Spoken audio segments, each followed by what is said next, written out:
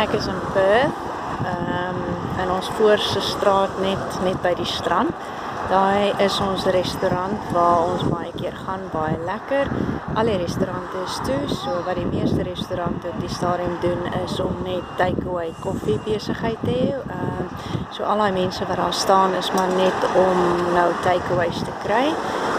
Hierdie is ook die straat waar baie mense net stap en oefen. En ons kan sien, dis maar wat gewoonlik gebeur. Mense stap hulle honde, hulle draf, hulle ry fiets, allangs die see. Meeste mense hou hulle afstand. En aktiwiteite gaan eintlik aan soos gewoonlik. As ek hierdie kant toe gaan, om te kyk hoe dit op die strand lyk.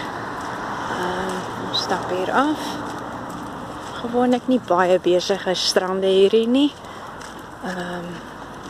Maar waar ouers kom met hulle klein kindertjies meestal. En party plekke is honde ook toegelaat op strande, nie op hierdie ene nie. En ja, dis redelik stil.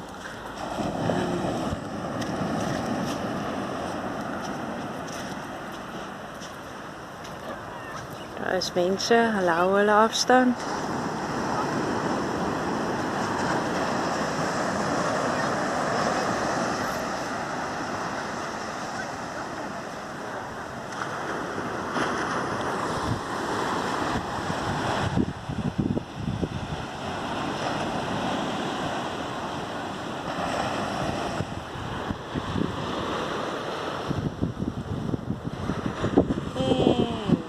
Die Indiese Oseaan en ver ander kant die horison is Suid-Afrika.